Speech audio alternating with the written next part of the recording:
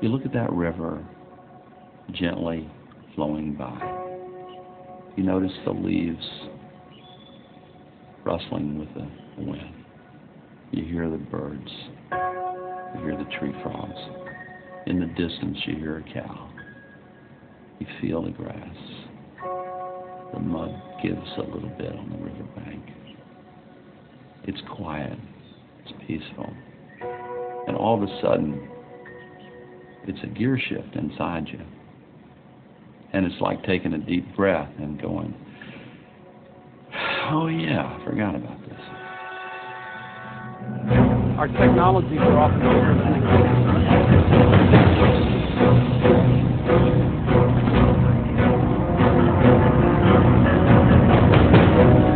Not only because it's cutting, but also burning.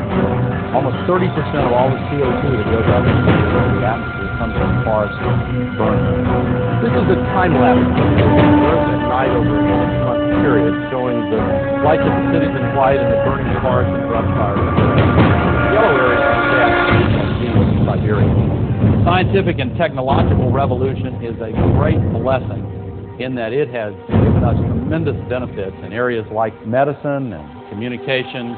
But this new power that we have also brings a responsibility to think about its consequences. And in recent years, it's uninterrupted and it is intensifying. In fact, if you look at the 10 hottest years ever measured in this atmospheric record, they've all occurred in the last 14 years. And the hottest of all was 2005. We have already seen some of the heat waves that are similar to what scientists are saying are going to be a lot more common. A couple of years ago in Europe, they had that massive heat wave that killed 35,000 people. There are no words to describe it.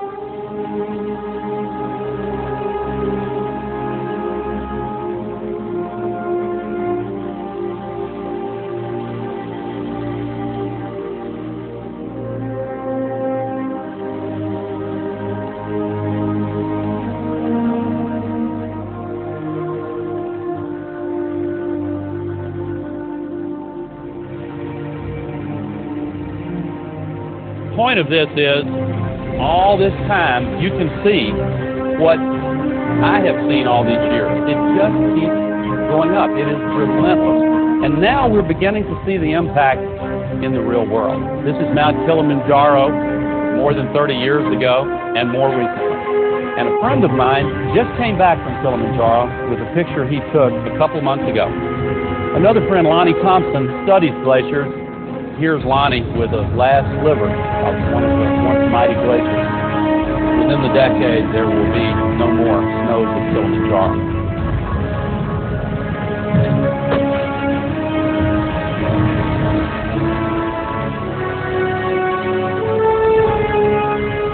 In the Himalayas, there's a particular problem because 40% of all the people in the world get their drinking water from rivers and spring systems that are fed more than half by the meltwater coming off the glaciers. And within this next half century, those 40% of the people on Earth are going to face a very serious shortage because of this melting. Italy, the Italian Alps, same site today. An old postcard from Switzerland. Throughout the Alps, we're seeing the same story. It's also true in South America. This is Peru 15 years ago, and the same glacier today. This is Argentina 20 years ago, same glacier today.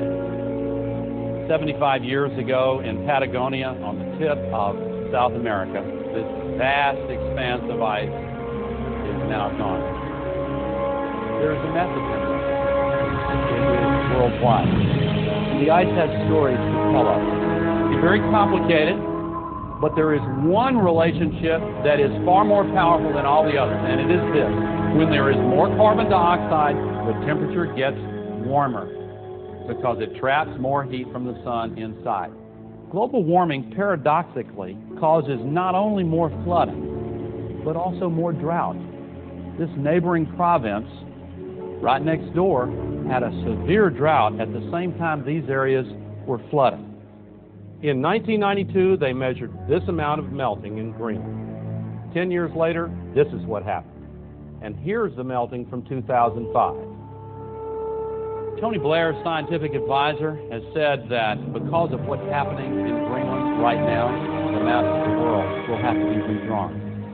If Greenland broke up and melted, or if half of Greenland and half of West Antarctica broke up and melted, this is what would happen at the sea level in Florida.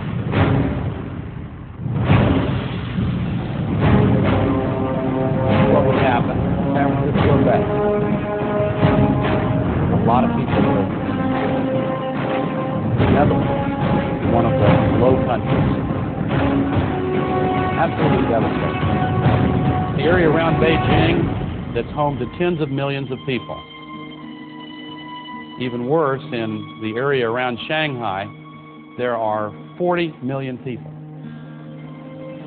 Worse still, Calcutta and to the east, Bangladesh, the area covered includes 60 million people. The impact of a couple 100,000 refugees when they're displaced by environmental events. And then imagine the impact of 100 million or more. Is it possible that we should prepare against other threats besides terrorism? Maybe we should be concerned about other problems as well.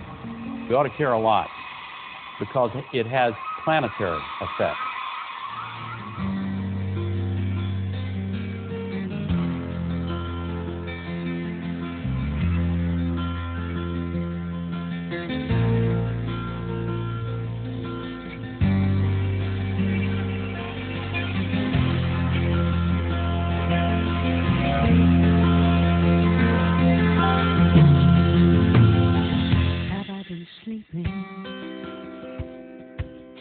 I've been so still, afraid of crumbling.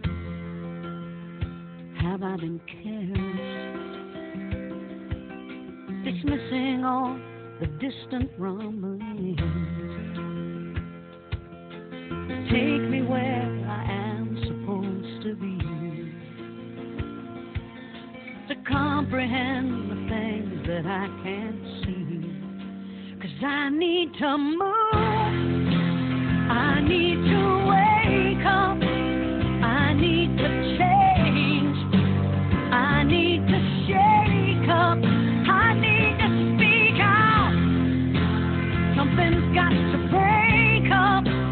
I've been asleep and I need to wake up now.